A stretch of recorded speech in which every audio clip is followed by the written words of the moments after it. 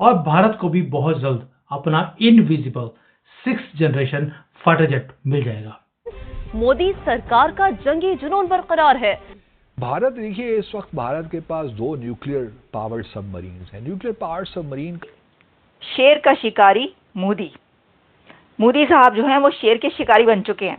तो जो डेवलपमेंट पहले यूएसए में होती थी, अभी वो भारत ही उसको लीड करने वाला है। नए तैयारों के हसूल के लिए 5.6 अरब डॉलर, जबकि नेवी की सलाहियत बढ़ाने के लिए 2.8 अरब डॉलर मुख्तस किए गए हैं। और उसके बाद जो दूसरी इनकी न्यूक्लियर पावर्ड सबमरीन है बैलिस्टिक मिसाइल की, ये 2023 में अरीघात ये कमीशन हुई 2023 में। 6th जनरेशन फाइटर एयरक्राफ्ट के अंदर इनविजिबिलिटी भी रहेगा, प्लस एआई इंटीग्रेशन भी रहेगा। 5 अरब 60 करोड़ डॉलर के नए तैयारे खरीदे जाएंगे। अब ये तीसरी न्यूक्लियर पावर सबमरीन, ये भी बैलिस्टिक मिसाइल के साथ है, अरिधमन है, जो भी नाम इसको देते, मुझे नहीं मालूम इसका मतलब क्या है। आपको मालूम है, हमें अभी 50 स्क्वाड्रन चाहिए इंडियन एयरफोर्स को। अमेरिका, रूस और चीन के बाद भारत दिफा पर खर्च करने वाला चौथा बड़ा मुल्क। अगले 10 साल में हमको 500 से 600 प्लेन की जरूरत है। वैसे पाकिस्तान के पास न्यूक्लियर पावर सबमरीन कोई नहीं है। हमारे नमस्ते दोस्तों, जय हिंद, जय भारत। हिंदुस्तान में आप सबका स्वागत है। दोस्तों, आप सबसे रिक्वेस्ट है कि वीडियो को लाइक करें, साथ में चैनल को सब्सक्राइब भी करें। दोस्तों, भारत अब 6th जनरेशन फाइटर जेट की तैयारी में लग चुका है, जिसके लिए भारत जापान, यूके और इटली जैसे देशों के साथ पार्टनरशिप में 6th जनरेशन फाइटर जेट की प्रोग्राम में शामिल होगा और बड़ी मात्रा में इन्वेस्ट भी करेगा। जापान, यूके, इटली जैसे देश भारत को इनवाइट किया है 6th जनरेशन फाइटर जेट की डेवलपमेंट प्रोजेक्ट में शामिल होने के लिए। भारत को इस ग्रुप में शामिल करने के सबसे बड़ा कारण है भारत अब हाईटेक चीज़ बनाने में उन्नत देशों के साथ एक ही स्टेज में शामिल हो चुका है, और दूसरी तरफ भारत अब हाईटेक, फ्यूचरिस्टिक और एडवांस चीज़ बनाने में महारत भी हासिल कर चुका है।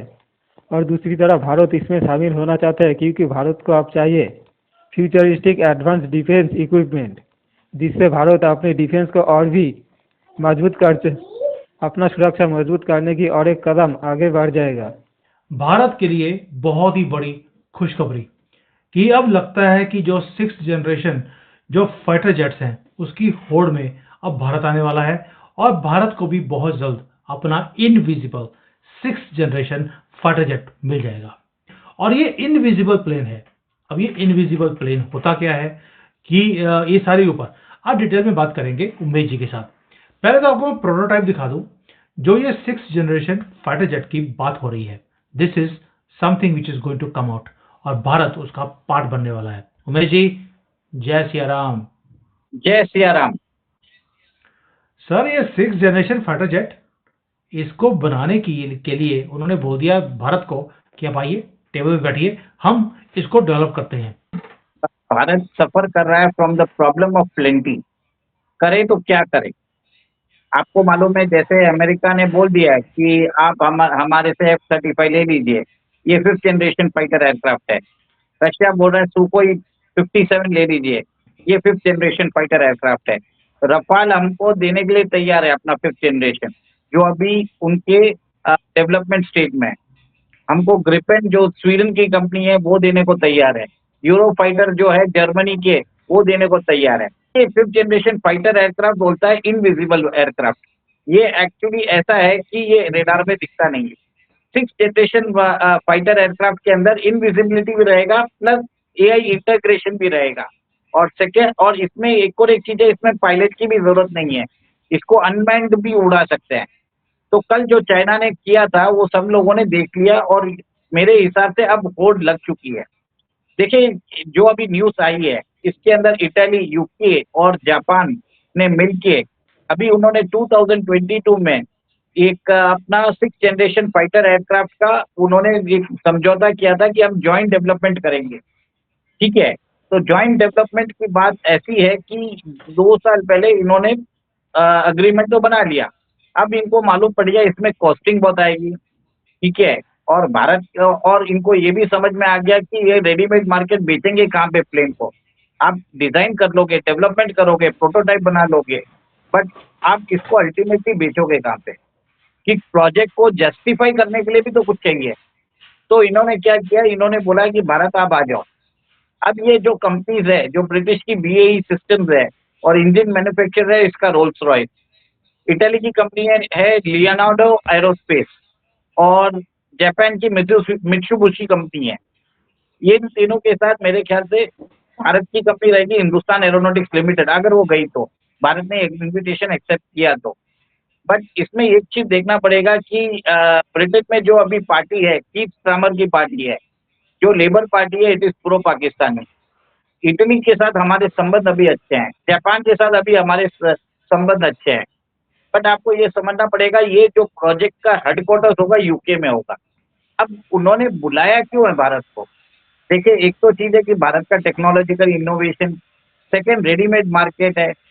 जब सबको मालूम है जैसे ही ये प्लेन डेवलप होगा उसके अंदर क्या होगा कि भारत खुद ले लेगा, जिसके कारण उनका पैसा निकल जाएगा। वो भारत को इसके अंदर टेक्नोलॉजिकल ट्रांसफर भी देने को तैयार है।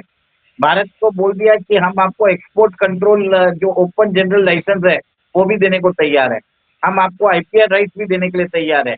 मोस्ट प्रोबेबली जो वो बोलते हैं कि मेक इन इंडिया, वो भी तैयार हो जाएंगे विद लोकलाइज प्रोडक्शन और कंपोनेंट्स भी इंडिया से लेने का। तो सब तरीके से उनको समझ में आ गया कि भारत को एयरक्राफ्ट चाहिए, भारत को टेक्नोलॉजी चाहिए, भारत की एक रेडीमेड मार्केट भी है। आपको मालूम है हमें अभी 50 स्क्वाड्रन चाहिए इंडियन एयरफोर्स को, और हमारे पास अभी ऑपरेशनल स्क्वाड्रन स्ट्रेंथ है 30 स्क्वाड्रन की, जो आगे जाके 25 स्क्वाड्रन हो जाएगी 4-5 साल में। तो कहीं ना कहीं हमको तो डबल करनी है हमारी एयरफोर्स की संख्या। तो एक स्क्वाड्रन में कम से कम 18 प्लेन होते हैं। तो कहीं से कहीं मेरे को लग रहा है कि अगले 10 साल में हमको 500 से 600 प्लेन की जरूरत है। और ये एक प्लेन बहुत महंगा रहेगा, क्योंकि इसके अंदर आप AI की बात कर रहे हो, आप इसके अंदर मतलब मल्टीपल सिस्टम से आप डेटा लोगे, सैटेलाइट से लिंक्ड रहेगा। तो बहुत सारे इसके अंदर protocol testing, network protocol, satellite navigation, सब बहुत सारी टेक्नोलॉजी इस पे काम करती रहेगी।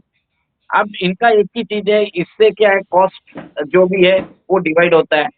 ओके, टेक्नोलॉजिकल इनोवेशन होता है। और एक और एक चीज है सर, आपको ये समझना पड़ेगा कि भारत एक तरह से, उनको मालूम है भारत रिवर्स इंजीनियरिंग नहीं करेगा। भारत ये सब चीज को, टेक्नोलॉजी का चोरी नहीं करने वाला जैसे चाइना करता है, ठीक है।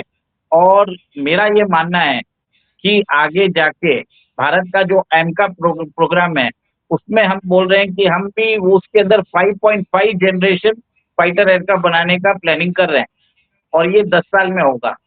इसके आने से, भारत के इस प्रोग्राम में जुड़ने से भारत की सारी डिफिकल्टी खत्म हो जाएगी। उसको अपना एमका प्रोग्राम में भी आगे जाके कोई प्रॉब्लम नहीं होगा।